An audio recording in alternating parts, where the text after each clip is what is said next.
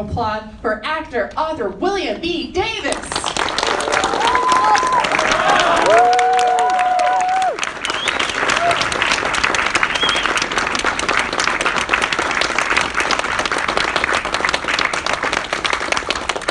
As you can see, I'm a Vancouver Canucks hockey fan.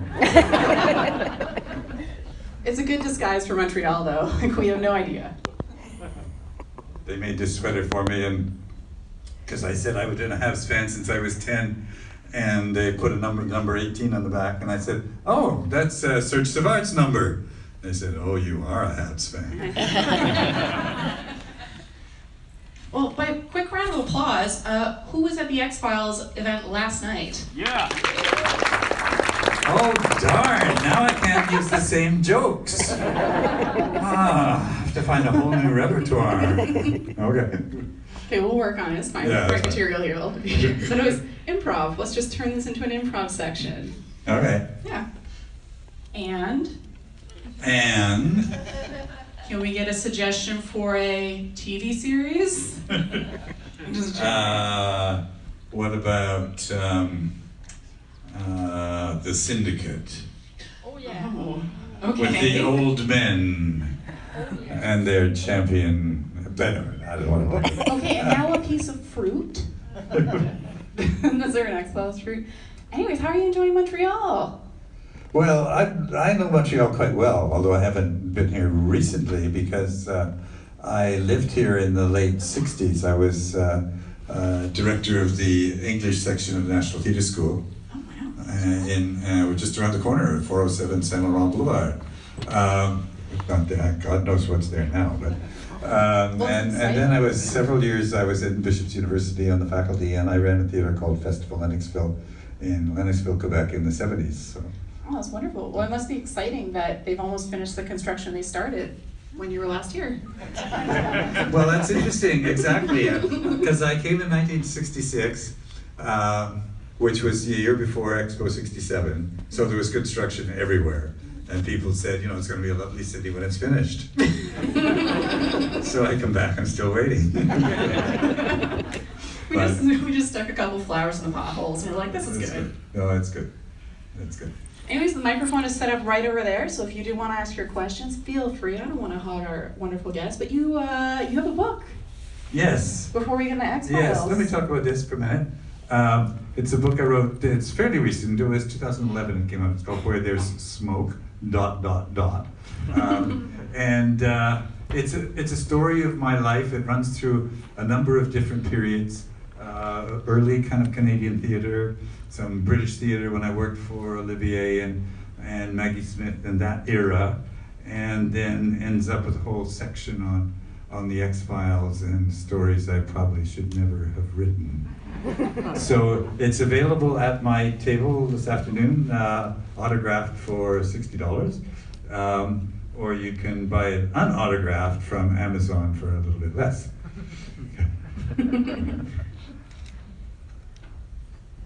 Oh, it looks like we have a question coming, or a bathroom break. I'll just tell you, just because we're in Quebec, I think you should know about one story in this. My first divorce, and I'm embarrassed to admit there's been more than one, but when I was quite young, I married way too young, and I had to get a divorce, and a friend of my mother's also had to get a divorce, and she was from Quebec. And at that time, you could only get a divorce if there was adultery, and you could prove adultery.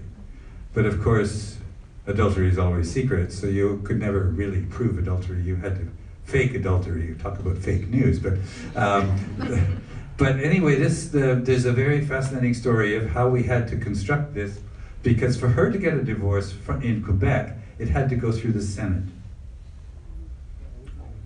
And that was in my lifetime, and in maybe some of yours. Things have changed for the better. Okay. If you're on vacation all the time, you'd have to wait. Yeah. Okay, no, okay, you guys are for the Senate, I get it. Oh, it looks like we have our first question. Yeah, so when you started the X-Files, did you have any idea that you would roam on the dark side so much that you were just always being such a evil person, but maybe not evil? Or what were your impressions about that? And did you think it would last that long? Yeah, we talked about this last night because what a show about alien abduction? You think that's going to go anywhere? I mean, I was a working actor and really an acting teacher at the time. And when I did the audition for the show, and I auditioned for the senior FBI agent. And if you know the pilot well, some of you probably do, there is a senior FBI agent, and he has 3 lines as they interview Scully at the very beginning. And I didn't get that part. I got this part with no lines, but what the heck, it's a gig, I was getting paid. And my friend Ken Camera got the part with the lines. We've laughed about that ever since. I've laughed more than he has.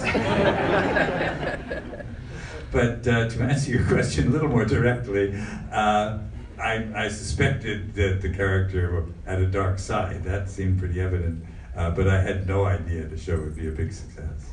And did you have any idea that like 2 out of the 3 panelists yesterday, they were like you and even Skinner? It's always clouded if they're good or bad. Did you know the reveal would be so long? That what would be so long? We would hesitate so much. Uh-huh. Are you good guy or are you bad guy? Well, I'm impressed that you think there is a good side to my character. He is wearing a Sith robe. Yeah. Thank you. Thank you. Hi, I'm Michael. First and foremost, I love your role in X-Files, but I really love your role in Continuum. And my question is, what was it like working with Rachel Nichols? Good question, and a great pleasure to work with her. She was very, very warm, very friendly person to work with, very available. She always, before a scene, kind of disappeared into her telephone, and I'm so dumb, I still think a phone is a phone, and I think, why is she phoning somebody just before her scene? And of course, I don't know whether she had her text on the phone or whether she had some images on the phone that were going to help her with the scene or what, I don't know, but she would disappear into her phone and then she'd play the scene full of life and full of emotion. She was a pleasure to work with. Thank you so much. Yeah.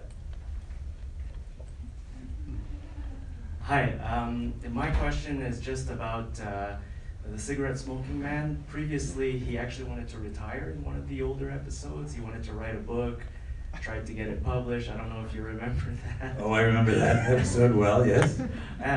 But don't you think he would try to get back into it now since self-publishing is so easy? Well, that's a possibility. I love this thing about what are you going to do when you retire? Oh, I'm going to write. Someone once asked Margaret Atwood what she was going to do when she retired, and she said she was going to be a neurosurgeon.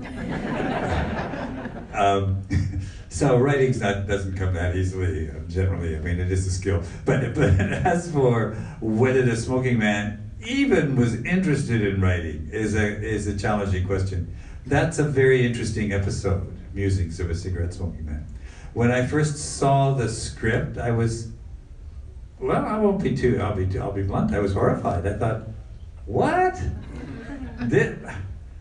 This man I've been playing, who's a leader of men, who's one of the strongest people in the world, who has a passionate conviction, he wants to write pulp fiction. Everything about it seemed so incongruous, and in truth, the writers who are very good, Glenn Morgan, who wrote it, but they had not watched season 3, as far as I could tell, so nothing seemed consistent with what had actually happened before. So we didn't know quite what to make of this episode, and Chris didn't know what to make of this episode either, Chris Carter. Because in the original version of it, I actually would have successfully killed Froeke. And Chris Carter was having none of that. He wanted his lone gunman to stay living. So there was a fair confusion between Chris and Glenn Morgan, I think, over this. But in the end, the way we looked at it was, this was Froeke's idea of what the character's like and his image of the character. So any information about the character in that episode is challengeable, let's say. And then years later, I looked at it again when I was writing the book, actually, and looked at it in a kind of more postmodern, less literal vantage point, and it's brilliant. It's a brilliant episode, but yeah, I don't think Smoking Man's going to write any more books. Thank you. In Continuum, how much consultation and cooperation was there between you and the actor playing your younger self and the writers in terms of where one ended in the beginning and how the influences of one would affect the other, and as things change through the timeline and that kind of thing? A fair amount. It was a very interesting contrast to me to work on Continuum after working on X-Files. Because on X-Files, no one ever talked to me about anything. I got a script and I thought, oh, what's this about? And I had to kind of figure out something it might be about. But I never had a conversation with Chris Carter or anybody about what the story was, where it was going, what the backstory was. That changed a bit maybe in the reboots, but certainly initially that was the case. But in Continuum, right away, Simon Barry was full of information. He thought a lot of these things through. I had a meeting very early on with my younger self actor, and we talked a bit. So there was a certain amount of consultation, yes. Hi, my name's Alan. Welcome to Montreal. Welcome back, I mean. Thank you. Was season 11 really the end, or will there be perhaps more? I mean, whenever we think you're dead, you keep coming back. They launched a rocket at you in a cave and you're back. You're still alive. If I can survive a rocket attack, Yeah. a cruise missile, Yeah. or whatever that was, what's a few bullets and a fall in the lake? And we never saw Skinner really, like we saw him, his body, exactly. Was that really him? Skinner has more chance of surviving, I think, but because afterwards, this is Tales Out of School, but what the heck. I know Chris said, I shouldn't say this. Chris said to Mitch, "You're not dead." So Mitch knows that Skinner survived that, whatever. For me and for Monica, he said, "Oh, don't worry, no one ever dies on the X-Files. We have flashbacks and blah, blah, blah." Oh, sure, great. Tell that to all the actors who've been killed off and maybe got one flashback over 10 years. Yeah, thanks. Who used to be regulars on the show. So it wasn't much comfort. But I said to him, I don't think that was the Smoking Man that was shot and fell in the water. That was a morph from the DNA that I have connected to the boy. And I created that image, and Mulder thinks he killed me. And Chris went, ah. So maybe. Thank you. Hi, Mr. Davis. Hi. Going back to the rocket attack, Yes. I'm just curious what your initial reaction was when you read that in the script. Oh, well, I was pretty sure that was the end. But I was also pretty sure that was the end of the show. That was, the finale of season 9, and as far as we knew and expected, that would be the conclusion of the X-Files. It had a good run. Season 9 came to an end, and David had already, strange now, because David had already indicated he didn't want to do any more of them. That's why the last 2 years he wasn't in them, and nor was I, because I was part of his story until that last episode. And Gillian wanted to do it. Now it seems to have switched, and Dave wants to do it. Gillian, that's another matter. But I was sure I was dead. And then, people, largely it was people like you who kept saying, well, when's it coming back? Or when's the next movie? There was a lot of talk about another movie. And I thought, well, that's interesting. Good for them. I won't be in it because I'm dead. So then when the series came back, I contacted Chris and I said, should I keep myself available? And he said, well, yes, you should. So I thought, there'd be a flashback or whatever. I really did not expect to survive. But, 4.5 hours of makeup can do a lot. Thank you, Mr. Davis. Well, who's afraid of Virginia Woolf? Yeah, hi, Mr. Davis. I think your portrayal of Smoky Man is probably the best ever seen. It's probably the best portrayal of this evil archetype that we've ever seen. I've never seen something so chilling in my life. I was wondering, who has inspired you for this kind of level of maliciousness? And you're such a nice person. How are you able to portray such a dark energy? What's your inspiration? You all just don't understand the story. You all think that the smoking man's the bad guy. Mulder's the bad guy. If Mulder got to do what he wanted to do, it would terrify the world. I mean, it would be chaos. Somebody has to keep it sorted out. So I'm the hero. I'm sorry if you misunderstood that, but not to be too flip, but that's in a way the actor's answer to the question, because that's what you do as an actor. I mean, I never thought of myself as malicious, evil, whatever. I thought of myself as ruthless, of having to do what I had to do, of having to sacrifice my life basically for what I needed to be done. And I often thought of the smoking as my insides were kind of hollowed out because of the determination I had to have for what I had to do, and it was just kind of my way of kind of keeping going. But no, I didn't think I was malicious. I mean, things have to be done, don't they? And a follow-up, do you think there is perhaps a force in this world that your character represents? Do you think it's actually based on a certain level of reality? Do you think it could exist, someone like your character? Oh, someone like my character could exist. Someone like my character has existed, maybe even still do exist, because really, it's a determination. It's a commitment. But I don't think it's metaphysical in that sense. I don't think. I mean, because I'm a materialist and a skeptic, so I don't think I'm connected, or the character's connected to some force that kind of pervades some élan vital and some Bergsonian sense, although his élan vital is positive, but it's some negative energy that exists in the universe. I don't buy that, but you could. I wouldn't argue with it. Okay, thanks very much. Hey, how you doing? I'm doing good, thank you. All right. Well, I'm 38 years old, so I was born in 1980. So when the X-Files were playing, I just remember watching the X-Files and listening to Nirvana.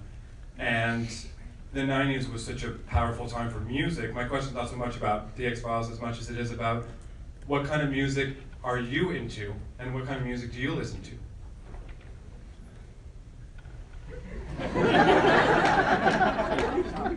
Obviously, he just has the X-Files soundtrack playing at all times.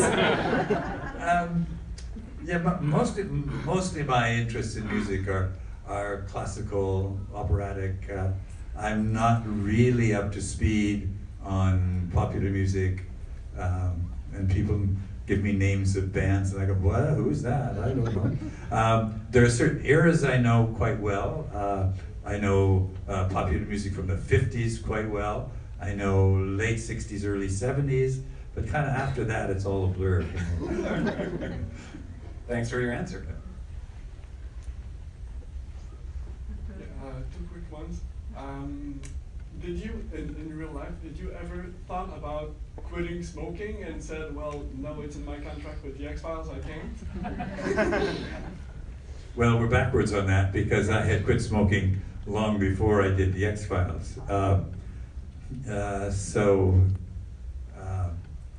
When I did the X-Files, I won't tell tell the story that I told last night. We can't repeat all our jokes, but I very quickly switched to herbal cigarettes so that I would reignite the addiction that I had fought so hard to get rid of long before I did the show.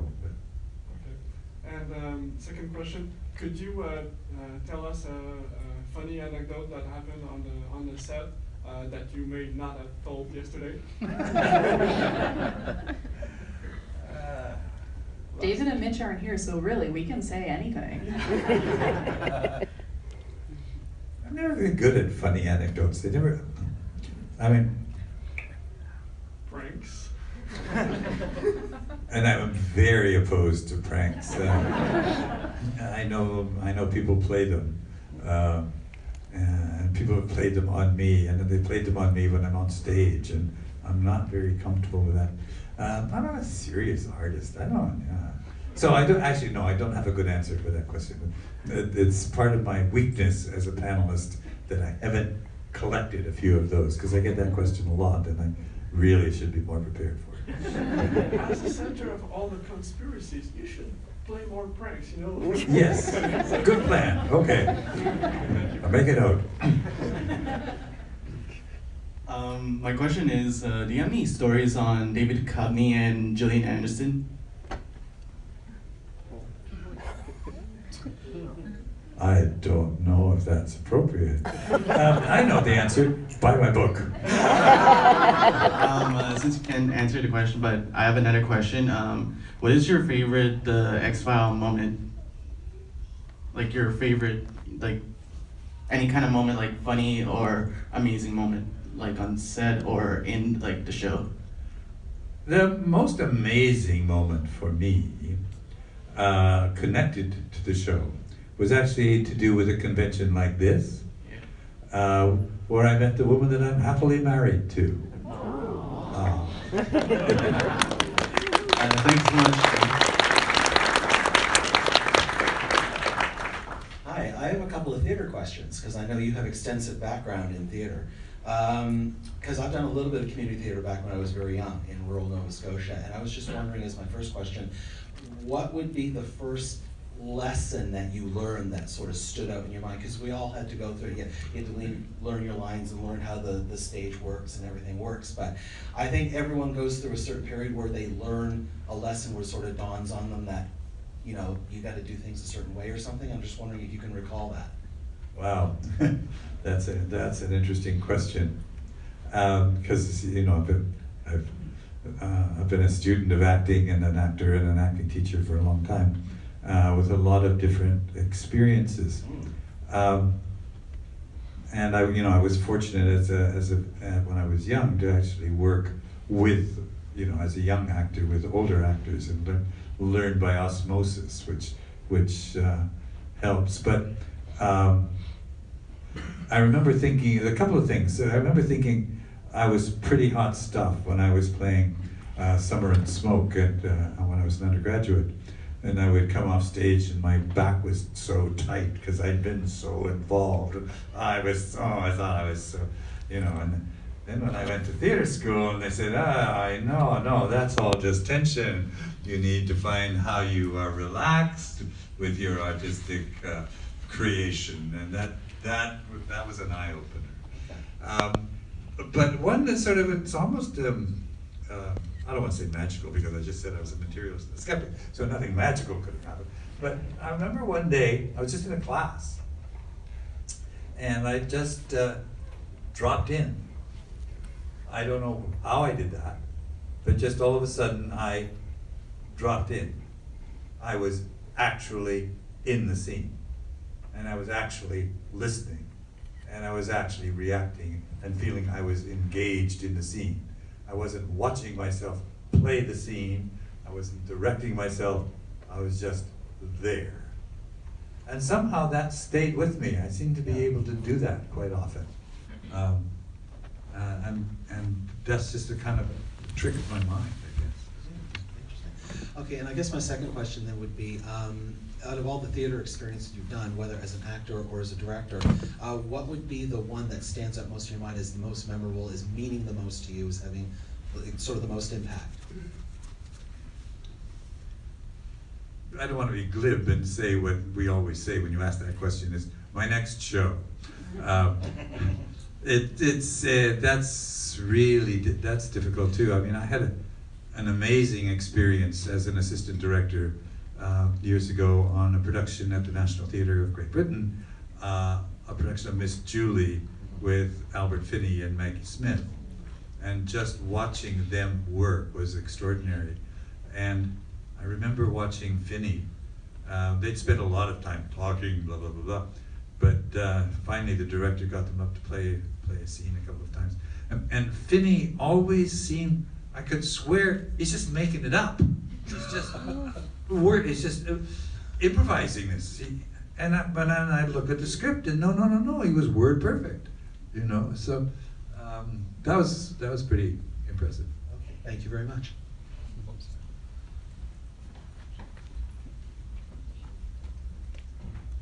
Hi. First of all, I thought that maybe at least one woman should ask a question, so that's one reason I called. Good point. Yeah, what's going on here? And probably my question comes from a female perspective. There was a lot of controversy, as I'm sure you know, with the season premiere of season 11 of The X-Files, where you reveal that, in your words as the character, that you are William's father.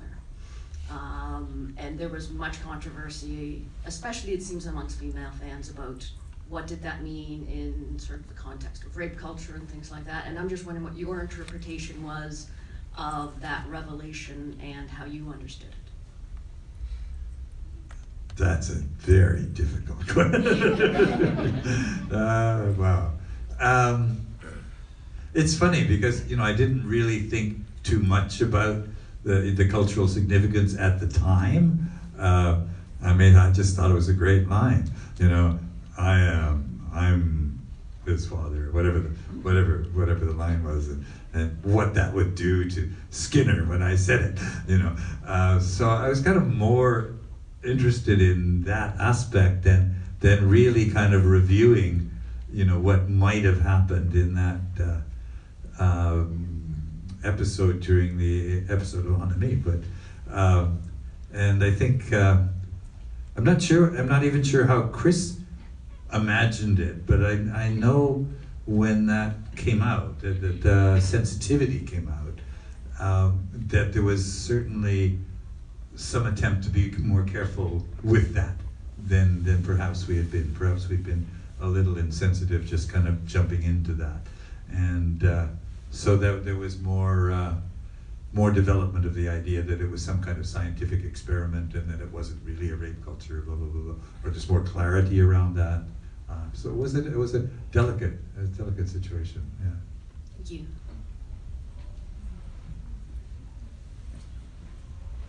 I just had a quick question. Sure. I'm really interested to know what kind of challenges came, from you came from a theater background. What kind of challenges came from, becoming like a series regular on a television show?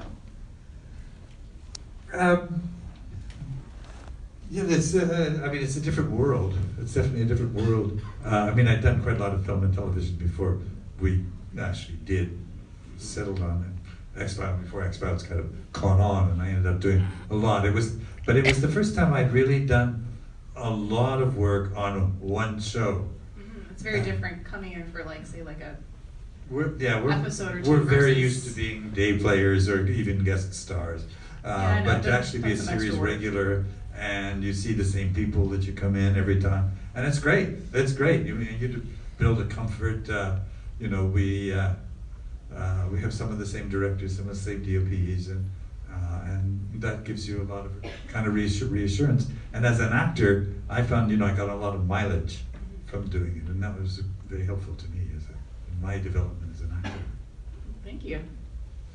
Hi, I'd like to know, do you have a favorite conspiracy theory, either that your character got blamed for or not? Sorry, what? A favorite conspiracy.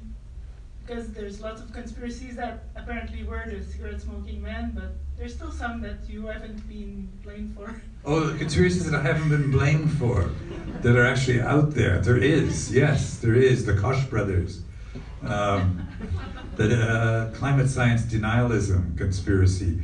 And not only has the cigarette smoking man not been blamed for it, he's attacked it. It's not my fault that you don't believe in climate change. So yeah, there's some conspiracies out there that I'm not responsible for. What's your favorite conspiracy moment? It's hard to pick one, but I'm surprised that they still haven't blamed the flat Earth theory on him. I remember years ago, I don't know what it's like now, I remember years ago when we were really talking a lot about alien abduction and did people really believe it and were aliens really among us and all that talk, which was somehow more in the 90s than now. But so I would ask groups of people, you know, how many of, I know what was the prompting for this was Richard Dawkins, who was blaming the X-Files for promoting pseudoscience and being anti-science.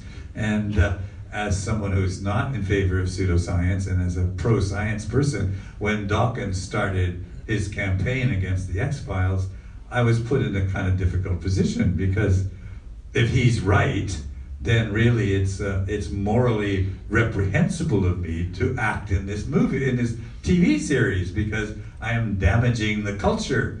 I am promoting things I don't believe in and that I think are wrong.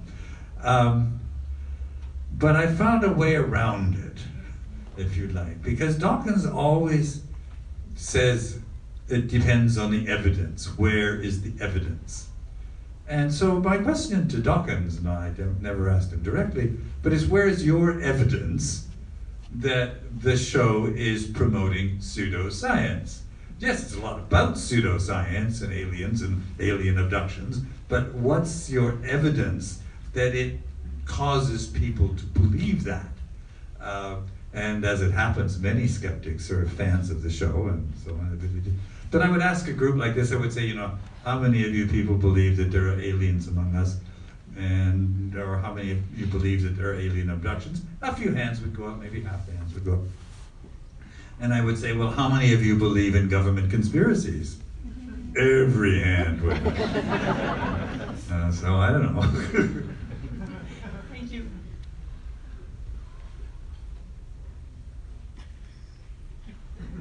So it's up to me now to convince you that I am the hero of this piece. I don't know, it seems to be a bit challenging. Okay. Oh, Go for it. People really don't want us to do improv. If you would choose another iconic character to play, would you choose a villain or a good person? Like, yeah. No, that's a good question. That's a really good question. Actors always love to play villains, and I'm not really sure why, whether that's because it allows us to do things we wouldn't otherwise do.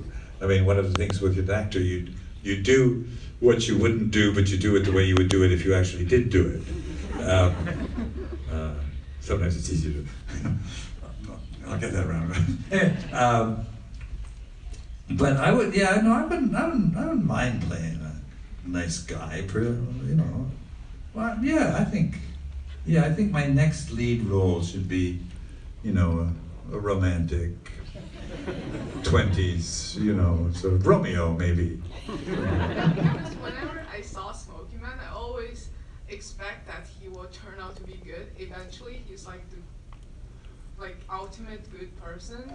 Eventually, he's like there. That's that's a really interesting question, because we played with that, and none of you are old enough to remember Lil Abner and Daisy May, but who you know, it's a comic cartoon that went on for years and years and years. As Lil Abner chased Daisy May, and then is he ever going to catch her? Is he ever going to marry her? And finally he married her, and then the series was over. It was over. Nobody was interested anymore. So it's a danger, because we did, I mean, in the episode On to Me, which I contributed to the writing of, there was a sense in which first we see the kind of lonely man with Scully, and then we see him knowing that he holds in his hand the powers to change the world, and he throws it in the water. So we were, experimenting with some kind of nicer sides to him, but most people never believed it. They just thought, he's just a terrible person anyway. But That's your personality. Like it's a personality that made me. That's why I believe that you could next time to play a good. thank you. Thank you. Mr. Davis, hi. Hi. My question is, well, given the impact of the X-Files everywhere, all over the world, I mean, you have an amazing voice. Have you heard yourself or your character dubbed in other languages? I have, yes, I have. And if so, what's your favorite? Any funny? The Italian, the Italian actor, and I don't know his name, but his voice is a little deeper than mine. It's a little richer. It's really exciting. But I particularly find funny. I don't understand a thing, but in Japanese, it sounds really funny. oh yes, I may have heard it briefly in Japanese, but I don't remember. Yeah, it's really interesting what happens. It was interesting the Mulder ones. I think in French. Because many of you would have watched it in French and dubbed in French, and it was a deeper voice in the voice actor that was doing it, which gave Mulder a little more weight. So that was interesting. Thank you. Sorry, I forgot to ask you before, did you get any backlash with respect to the fake moon landing episode in X-Files, I mean? The fake moon landing? Yeah, because you orchestrated a fake moon landing in 1969. No, I know that, but I'm trying to remember because there's a reference to that in episode 1 of the last series, right? When you, like, you're a younger self of you. There's another actor, I mean. Sorry? There's another actor playing you. Yes, and did he? He's off camera orchestrating a fake moon landing. Oh, okay. I didn't hear any particular backlash about that, but yeah, right. A lot of talk about the fact that he killed Kennedy, and I killed Kennedy, whatever. Thank you. Hi, William. Nice to meet you. Thank you. Well, my question was about the episode in season 4, the musings of a smoking man. I'm sorry if it was asked already. I got here like 20 minutes late. That's okay. But that's like my favorite episode. I have to say, there's so many that I love, but I have to pick that one because I just love hearing about your backstory. I was like, why does this guy do what he does? Anyway, so I was just wondering, when you read that script for that episode, what were your thoughts about that? Like, oh my God, like, yeah, he's responsible for this, he's responsible for that. We did talk about that before you came, sorry, because my first reaction was one of horror, because it seemed to conflict with a lot of things we'd already established on the show. But I think it's a vantage point one has to take on it. If we are too literal, then it doesn't really work. But if we look at it imaginatively and creatively, it's a great episode. I love it. Yeah. Thank you so much. Hi, thank you for coming. You've mentioned quite a few times that you're a skeptic. I'm a big fan of the Skeptic's Guide to the Universe and those podcasts. And I was wondering if you participate in the skeptical movement, or you just read up on it, because you self-identified a few times. Well, I can give you a backstory into that, because when the series first became popular and I began to go to some of these X-File conventions or different kinds of events like this, and I would encounter quite a few people who really don't understand how our profession works, or at least at my level how it works, and they assumed that I had chosen to do this series because of my convictions and not because I got the job. So they assumed that I was a great believer in these things, and they would come and they would invite me to go on skywalks and see their the UFOs that they could see, and they brought me the latest information on Area 51 and blah, blah, blah, blah. And finally I said to them, you know, I don't actually believe this stuff. And they said, you don't? Oh, and I said, no, I said, the onus is on you to prove that they exist, not on me to prove that they don't. And they said, but we have. Well, that stopped me, because I didn't know what proofs they had presented or thought they had presented or whatever, so I really didn't have an answer. And I happened to listen to a radio program early in the 90s with Barry Byerston, who was a leading person in a society called the Committee for Scientific Investigation of Claims of the Paranormal, or CSICOP for short. And he was talking about pseudoscience and aliens and their skeptical viewpoint. And what they do is they would take certain things that people believe, whether it's dowsing or certain kinds of things, and they would submit them to rigorous scientific scrutiny to see if there's validity. Anyway, I looked up the guy. I found him. We had a lunch and we became great friends. And yes, I started to go to Skeptic Society meetings. I started to speak to some Skeptic Society groups, and then I started reading all the stuff about Area 51 and the so-called crash and what they believed that it was, and became great friends with Joe Nickell, who has exposed so many of these things and shown why people believe them and why they're not actually true. And it's reinforced my whole tendency towards a belief in the scientific method, and that's a way to establish as best we can what might be real and what might not be. But it was a lot of I think a lot of the popularity of this show came from the 90s, because in the 90s we were just starting to do things digitally. We moved away from books, you know, and we used to say, they'd say, how do you know something? Well, it's in the book. And we kind of believed that, because it was hard, we could touch it, we could hand it to me, let me see the book. Well, I saw it on the internet, we would say.